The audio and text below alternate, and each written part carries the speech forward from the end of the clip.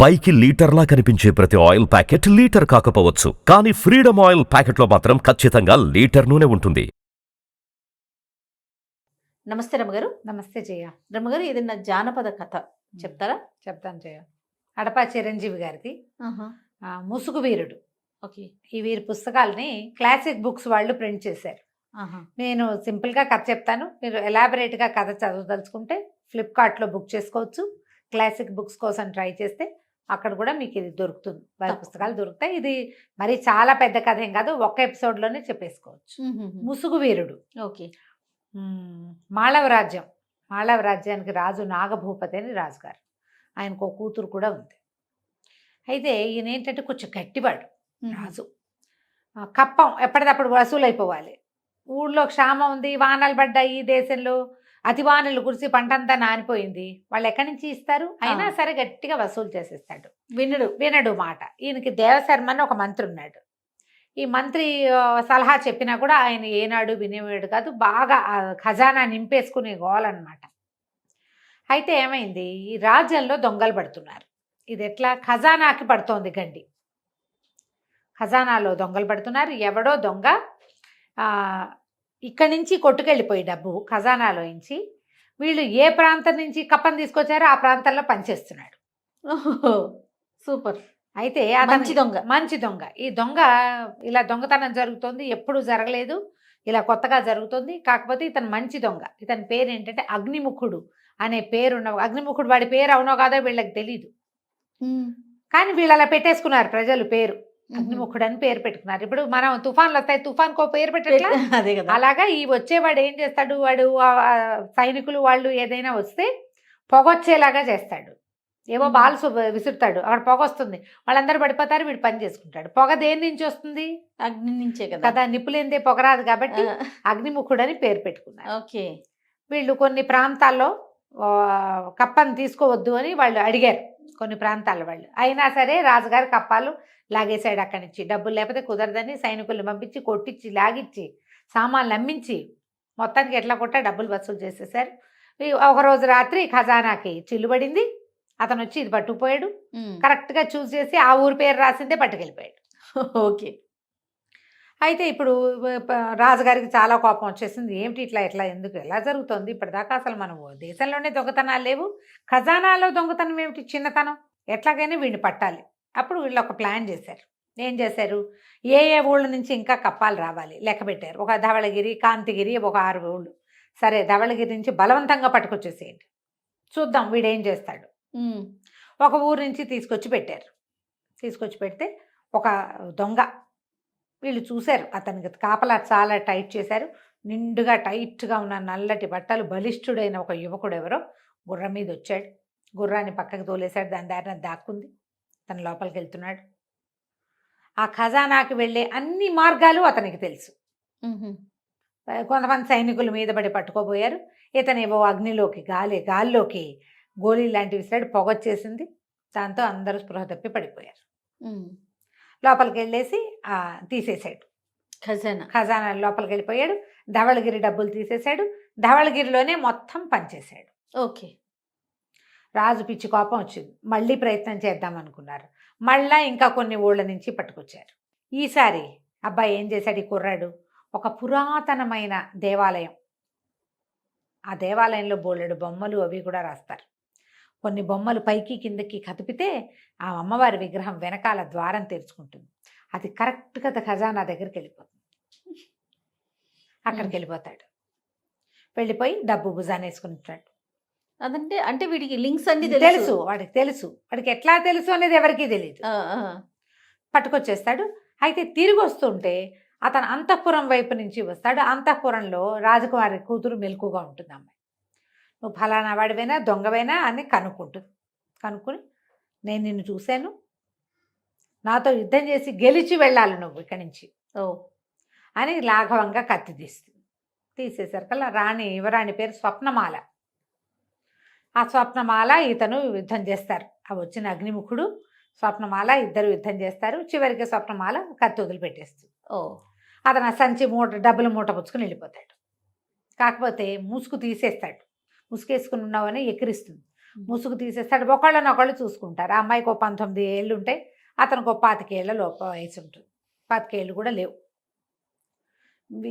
ఆ ఏజ్లో ఉన్న వాళ్ళు ఒకళ్ళ సత్తా ఒకళ్ళు చూసేసరికల్లా సహజంగానే ఒకళ్ళ మీద ఒకళ్ళకి ఆసక్తి ఏర్పడుతుంది. వీడు దొంగ, దోపిడీకారుడు, ఇంత చక్కగా ఎలా ఉన్నాడు అనిపిస్తుంది అమ్మాయికి.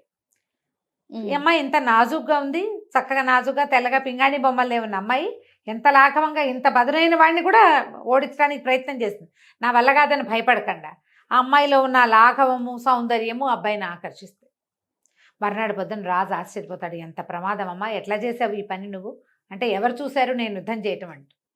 కొంతమంది సైనికులు చూశారు, వాళ్ళ యుద్ధం జరుగుతున్న ఈ కత్తి యుద్ధం ద్వంద్వ యుద్ధం జరుగుతుంటే బెదిరి భయపడి మీ దగ్గరికి రాకుండా ఆగారు. 5-6 సైనికులు నిలబడి చూశారు మీ ఇద్దరు యుద్ధం చేయటం, ఎంత ప్రమాదకరమైన పని చేసావు అంటే ఈ అమ్మాయి చెప్పింది, చాలా లాఘం ఉన్నవాడు అతను, చాలా గట్టివాడు యుద్ధంలో, కానీ మొహం చూసినా కూడా చూశానన్న హింట్ మాత్రం ఆ అమ్మాయి ఇవ్వల. అక్కడి నుంచి వెళ్ళిపోతాడు. ఆ కుర్రాడు కూడా డబ్బులు పుచ్చుకుని వెళ్ళిపోతాడు. ఆ ఊళ్ళల్లో పంచబడుతుంది డబ్బు అంతా. అయితే ఇతను ఒక గుహలో ఉంటాడు, అతని నివాసం. ఆ గుహ దగ్గరికి వెళ్ళేసరికల్లా అతని తండ్రి లేచి వస్తాడు. తండ్రి ఉంటాడు, తండ్రి మెచ్చుకుంటాడు అనమాట కొడుకుని. వీడి పేరు ఏంటంటే విక్రముడు. విక్రమ్, చాలా మంచి పని చేస్తున్నావు, ఇవన్నీ కరెక్ట్గా ఏ ఊరికి అందించాల్సిన డబ్బులు ఆ ఊరికి అందించేసావా అని మాట్లాడుతూ నీకు ఒక రహస్యం చెప్పాలి అని చెప్తాడు. ఏ లక్ష్యంతోటి నేను ఇక్కడ ఇంత చీకట్లో ఈ రకంగా నివసిస్తున్నానో ఆ లక్ష్యాన్ని నువ్వు తప్పకుండా నెరవేర్చగలవు నాయన. రుద్రసేనుడు ఆయన పేరు, ఈ విక్రమ్ వాళ్ళ నాన్న పేరు అని చెప్తే, ఏమిటి రహస్యం ఏంటంటే, పూర్వం ఈ మాళవ రాజ్యానికి జయభూపతి అని ఒక రాజుగారు. ఓకే. పూర్వం ఈ మాళవ రాజ్యానికి చంద్రశేఖరుడు అనే ప్రభు ఉండేవాడు. నేను ఆయనకి అంగరక్షకుడిగా పనిచేసేవాడిని. ఆయనకు ఒక కుమారుడు ఉన్నాడు, కీర్తివర్మని. నీకంటే ఒక 4 సంవత్సరాలు పెద్దవాడు. మహారాణి నిండు గర్భవతిగా ఉన్నప్పుడు ఈ నాగభూపతి, ఇప్పుడు రాజుగా ఉన్న ఆయన దగ్గర సర్వసైన్యాధ్యక్షుడు. ఓహో. ఎలాగైనా రాజుని పడగొట్టి రాజ్యాన్ని చేజెక్కించుకోవాలని ప్రయత్నం చేసి ఒక కల్లోలాన్ని సృష్టించి ఆయన మీదకి ఉసుకొల్పాడు కొంతమందిని. ఈ సందట్లో రాజుగారు మరణించాడు. రాజుని, రాజకుమారుణ్ణి ఇద్దరిని సంహరించేందుకు ప్రయత్నం జరిగింది. ప్రయత్నంలో రాజుగారు మరణించాడు, రాకుమారుడు తప్పించుకున్నాడు. ఈ అబ్బాయి, ఇతనికి ఒక 4-5 సంవత్సరాల వయసు, ఆ అబ్బాయికో 8-9 సంవత్సరాల వయసు. నా కీర్తివర్మ 4 ఏళ్ళు పెద్దవాడు నీకంటే. యువరాణి మహారాణి కూడా గర్భాలసతోటి పారిపోయింది. ఆమె కని మరణించింది. ఆ శిశువుని ఒక చెలికత్తకి, ఒక పరిచారికకి అప్పచెప్పింది. నేను రాజుగారి వెంబడబడి ఈ సైనికులు వస్తుంటే ఆయన వెనకాల పడి నేను వెళ్ళాను. ఆయన మరణించి నా కొడుకుని రక్షించు, కూతురు సంతానం ఎవరు పుడతారో వాళ్ళని రక్షించు, రాజ్యం జాగ్రత్త అని నాకు అప్పచెప్పి ఆయన మరణించాడు. నేను తిరిగి వచ్చే లోపల మీ అమ్మని చంపేసి నిన్ను కూడా చంపడానికి ప్రయత్నం చేశారు. ఇన్ని జరిగిపోయినాయి అన్నమాట. రాజుకి బాగా సన్నిహితుడైన రుద్రసేనుడి తాలూకు వారిని, పిల్లాన్ని కూడా చేసేశారు. అయితే ఇప్పుడు మంత్రిగా ఉన్న ఈయనే ఏదో వారి శర్మ, ఆయన పేరు దేవశర్మ గారు. ఆయన ఏం చేశాడంటే, మీ అమ్మ చనిపోయినా నిన్ను తప్పించి దాచిపెట్టాడు. మంచి ఆయన. నేను తిరిగి వచ్చాక పిల్లవాడిని నిన్ను నాకు అప్పచెప్పాడు. నేనేమో ఈ కీర్తివర్మని తప్పించాను. ఈ తప్పించిన కీర్తివర్మని రత్నాల వ్యాపారి, నాకు పురాతన స్నేహితుడైన ఒక ఆయన దగ్గర పిల్లవాడిని అప్పచెప్పారు. రాచ విద్యలు నేర్చుకుంటూ ఆయన దగ్గర పెరుగుతున్నాడు, ఆయన దగ్గరే ఉన్నాడు. అయితే కుర్రాడు అడిగాడు, యువరాణి మరి మహారాణి ప్రసవించింది కదా, ఏం శిశువు కలిగిందంటే ఆడ శిశువే కలిగింది, మరి అమ్మాయి ఎక్కడుంది అన్నాడు. ఎక్కడో ఉంది, అది రహస్యం, ఇప్పుడు నేను నీకు చెప్పను అన్నాడు. శిశువు ఉంది, నీకు చెప్పను, కీర్తివర్మన్ మాత్రం మనం కలుద్దాం. అక్కడి నుంచి కొద్ది రోజులకి ఇలాగే హడావిడిగా నడుస్తూనే ఉంది. వాళ్ళు కప్పాలు వసూలు చేస్తున్నారు, ఈ అబ్బాయి ఏమో వెళ్ళి వాటి పట్టుకొచ్చేస్తున్నాడు. ఏ రకంగా అయినా సరే తప్పించేసుకుంటాడు, దొరకడు. వాడికి వచ్చిన విద్యలు అన్నీ, అదేదో మంత్ర విద్య వచ్చు, కనపడినట్టే కనపడతాడు, మాయమైపోతాడు. ఓకే. ఇలాగే చెప్పుకుంటున్నారు. సరే, కీర్తివర్మ, వజ్రాల వ్యాపారి ఈయన స్నేహితుడు, తర్వాత రుద్రసేనుడు, విక్రముడు నలుగురు కలిసి కూర్చుని మాట్లాడుకుని మన రాజ్యాన్ని మనం వెనక్కి తీసుకోవటం ఎట్లా. కీర్తిసేనుడు అన్నాడు, నేను ఎప్పుడే నాగభూపతిని సంహరిస్తానంటే అదంత సులువు కాదు. నిదానంగా, ఇప్పుడు మన ఎంతమంది ఉన్నారో ప్రజల్లో, మన వైపు ఎంతమంది ఉన్నారు. పాత రాజు మీద ఆకాంక్ష ఉన్నవాళ్ళు, యువరాజు బతికే ఉన్నాడా లేడా అని దిగులు పడేవాళ్ళు, చాలా ఉంటుంది. ఉంటారు ఖచ్చితంగా. ఉంటారు. ఉంటారు. పాత రాజుకి ఆంతరంగికులు ఉంటారు, విశ్వాసపాత్రులు ఉంటారు, నమ్మకస్తులు ఉంటారు బొళ్ళత మంది.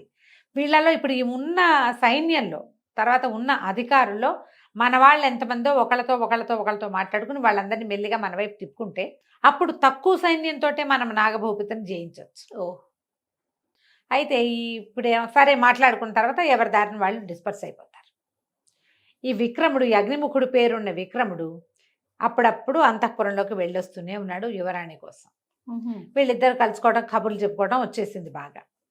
అయితే ఒక గూఢచారి ఒకడు చూసి యువరాణి ఈ అబ్బాయి కలుసుకుంటున్నారు అనే సంగతి రాజుకు అప్పచెప్పేశారు. రాజుకు అప్పచెప్పి యువరాణి కోసం వచ్చినప్పుడే ఏదన్నా గట్టిగా పట్టేసుకుందాం అనుకున్నారు, పట్టుకోవాలనుకున్నారు. వీళ్ళ ప్లాన్ కూడా దానికి తగినట్టుగానే ఉంది. సరే కొద్ది రోజులు గడిచేసరి కల్లా ఒకనాటి రాత్రి యువరాణిని కలవడానికి ఇతను వస్తే అంతఃపురం 4 పక్కలా బంధించేసి ఏ పక్క నుంచి పోతుటే కూడా బయటికి వెళ్ళనివ్వకుండా చేసేసి పట్టేశారు. పట్టేసి రాజ్యసభకి తీసుకొచ్చారు. రాజ్యసభకి తీసుకొస్తే సరే సభలో నుంచోబెట్టారు. మరణశిక్ష వేస్తానంటాడు అతను రాజు. తల్లి బతిమలాడుతుంది కూతురు, నేను ప్రేమిస్తున్నాను ఇతన్ని, దొంగతనం చేశాడు కానీ సొంతానికి వాడుకోలేదు, ఎక్కడికక్కడ పంచిపెట్టాడు, నువ్వే ఎందుకు ఆ పని చేయలేదు, ప్రజలకు ఇబ్బందులు, నువ్వెందుకు కప్ప వదిలిపెట్టలా, అదంతా రాజకీయం, నువ్వు మాట్లాడద్దంటాడు తండ్రి. రాజకీయం పనికి ఒక పద్ధతి ఉంటుంది, మా పద్ధతి ప్రకారం మేము చేస్తానికి నువ్వు చెప్పొద్దంటాడు. ఈ పిల్ల బతిమలాడుకుంటుంది, తల్లిని తెగ బతిమలాడినా తల్లి ఏమీ చెప్పలేకపోతుంది. మరణశిక్ష ఖరారు. సరే మరణశిక్ష వేస్తామన్నారు. అన్నాక ఇతని మధ్యలో నుంచోబెట్టేశారు కల్లా ఒక రకమైన టెన్స్ డెవలప్ అయింది. ఈ అగ్నిముఖుడి మీద రాజకుమార్తెతోటి కలుస్తున్నాడు, చేస్తున్నాడు అనేది ఒక చెడ్డ పేరుంది. కానీ వీడికి ఎంత మంచి పేరుంది ప్రజల్లో. అందరికి కొంతకాలంగా వాడు ప్రతి ఊళ్ళోనూ ఆరాధ్య దైవంగా ఉన్నాడు అతను. అంతే, ప్రతి ఊళ్ళోనూ ఈ కప్పం కట్టలేక బాధపడే ప్రతి వాడికి వీడే కల్పవృక్షం. అంతే. ఎవరికి సంతోషంగా ఉంటుంది? యువరాణి అంతఃపురంలోకి జొరబడ్డాడు అనగానే ఒక టెంపర్, మన ఆడపిల్లల మీదకి వచ్చారంటే ఒక కోపం రావాలి సహజంగా. ఇక్కడ అట్లా రావటల్లా. అందరికి ఒక సాఫ్ట్ కార్నరే ఉంటుంది ప్రతి వాళ్ళకి. కొంతమంది అతని పక్షం వహించుతున్నారు కానీ ఇక్కడ ఏం అవటం లేదు. దాంతో రాజేమన్నాడు, గట్టిగా ఘోషణ చేశాడు, నువ్వు నా డబ్బుని నువ్వు పంచిపెట్టి, నీ డబ్బు ఎట్లా అవుతుంది అంటాడు ఈ అబ్బాయి. శిస్తు కదా, శిస్తు అది. నీ అంతటి నువ్వు వదిలిపెట్టవలసిన డబ్బు నువ్వు వదలకుండా తీసుకొచ్చావు. నువ్వు డబ్బంతా లోపల దాచుకుంటే నువ్వు ఇంకా రాజ్యం చేసేదేమిటి? అది నువ్వు సంపాదించింది కాదు, వాళ్ళు కష్టపడింది. డబ్బును అందుకు పంచిపెట్టాను, అయినా నువ్వు నాకు శిక్ష వేసేదేం లేదు, నన్ను ఎవరు పట్టుకోలేదు, నేనే పట్టుబడ్డాను అనేసరికి రాజు ఆశ్చర్యపడ్డాడు. నువ్వు పట్టుబడ్డం ఏంటి? మేము ఇంత ప్రయత్నం చేశాను. ఏమీ ప్రయత్నం చేయలేదు, మీ ప్రయత్నం అంతా నేను చేయించింది, నేను ఒప్పుకున్నాను కాబట్టి అని ఈ గొలుసులు వేసి పట్టుకున్నారు. ఆ గొలుసులు చేతపుచ్చుకుని దగ్గరికి లాగితే గట్టిగా లాగేశాడు. అటు ఇటు నిలబడిన సైనికులు ఒకళ్ళకొకళ్ళు గుద్దుకుని గొలుసులు వదిలిపోయినాయి. అయ్యో. ఆ కింద పడిపోయిన సైనికులు పైకి లేచేసరికల్లా ఒక 5-6 సైనికులు వాళ్ళ కత్తులు అడ్డం పెట్టేశారు. రాజుకు అర్థం కాల, మన సైనికులకి కత్తులు చూపిస్తున్నారేమిటి? అక్కడ వేరే ఎవడూ లేడు, ఉన్నదంతా వీళ్ళదే రాజ్యం. అదేగా, వీళ్ళ రాజ్యంలోనే వీళ్ళ సైనికులే అగ్నిముఖుడిని పట్టుకున్న వాళ్ళని ఆపేందుకు ఒక డజన్ మంది తయారయ్యారు. ఏం జరుగుతుంది ఇక్కడ అని పెద్ద పెద్ద కేకలు పెట్టాడు, పెద్దగా అరిచాడు. ఏం జరుగుతుందంటే దేవశర్మ కూడా అర్థం కావట్లేదు. ఆయన మంచివాడే మంత్రిగా, కానీ భయస్థుడు సహజంగా. అది ఆయన ఏం చేశాడు, రాకుమార్తెని డెలివరీ అవుతున్న మహారాణి పారిపోయేందుకు సహాయం చేశాడు. అవును. ఈ చనిపోతున్న విక్రముడి తల్లిని చనిపోనిచ్చిన పిల్లాన్ని ఎత్తుకుని పారిపోయి అతను మళ్ళీ రుద్రసేనుడికి అప్పచెప్పాడు. కానీ ఈ రాజుతో పాటే నాగభూపతితో పాటే ఉండిపోయాడు. ఆయనకి అర్థం కాల ఏం జరుగుతుంది అంటే ఈ చుట్టూతో ఉన్న మొత్తం సభాజనంలో నుంచి సగం మంది కత్తులు చేసి లేచేశారు. కూర్చున్న వాళ్ళ మీద కత్తులు చూపించేశారు. చూపించేసరికి జనాల మధ్యలో నుంచి రుద్రసేనుడు బయటకు వచ్చాడు. నీ రాజ్యం మా చేతిలో ఉంది నాగభూపతి, చంద్రశేఖరుణ్ణి జయించినంత సులువు కాదు, ఆయన్ని ఒక్కడనే చేసి వెంటబడి వధించావు నువ్వు. ఇప్పుడు నిన్ను వధించడానికి ఇంతమంది ఉన్నారు, నీ సైన్యమే, నువ్వు పోషించిన వాళ్ళే. తన రాజ్యాన్ని హస్తగతం చేసుకోవడానికి చంద్రశేఖరుడి కుమారుడు కూడా ఇక్కడే ఉన్నాడని అప్పటిదాకా ఇలా తలకి ఇట్లా ముసుగేసుకుని ఉన్న కీర్తివర్మ ముసుగు తీసేసరికల్లా ఈ ప్రజలు చాలా మంది నుంచున్నారు తీర్పులు వినడానికి. అందరూ ఆశ్చర్యపోయారు. డిట్టో వాళ్ళ నాన్నలాగా ఉన్నాడు ఆ అబ్బాయి. ఓహో. ఒక 20 ఏళ్ల క్రితం సంహరించబడిన మహారాజు మళ్ళీ వచ్చి బతికొచ్చినట్టుగా కనపడింది. పెద్ద పెద్ద చంద్రశేఖర్ మహారాజుకి జై జై అని కేకలు పెట్టారు. కేకలు పెట్టేసరికి ఆయనకి పిచ్చి కోపం వచ్చింది. కానీ కదలటానికి వీల్లేదు. వాళ్ళంతమంది సైనికులు ఈయన చుట్టూతా మోహరించున్నాడు. కదిలితే తగులుతుంది. పిరికి పందలు నా వెనకాల బోళ్ళంత చేశారు. నీకు అంత ధైర్యం ఉంటే నువ్వు నాతో పోరాడు, అది ఇదే అని గట్టి గట్టిగా అరిచాడు.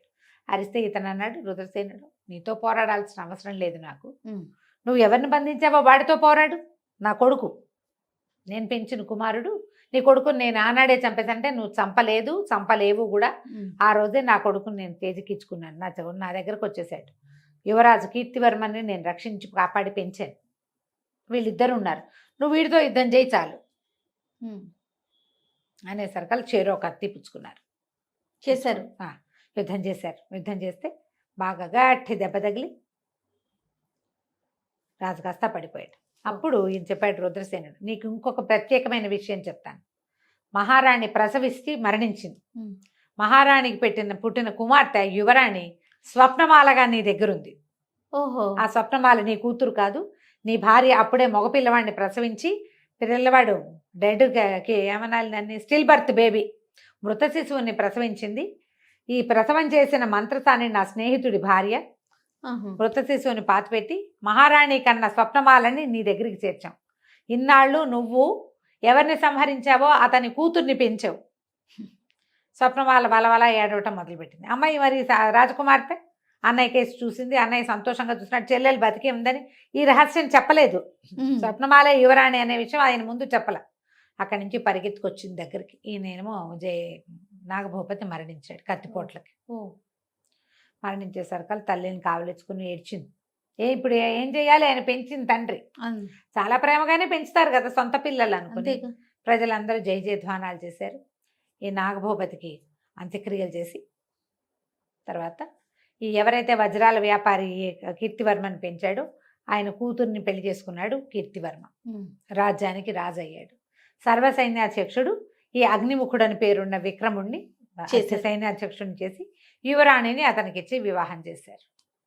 తర్వాత ఈ ముసుగు వీరుడు కొంతకాలం 1-2 ఏళ్ల పాటు ఇక్కడ చిన్నంగా తిరిగి దేశంలో చాలా ఊళ్ళని సంరక్షించాడు.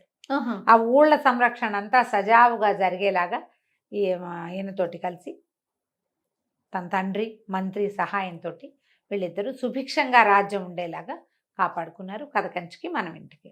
తప్పకుండా. చాలా బాగుందండి. నమస్తే. నమస్తే.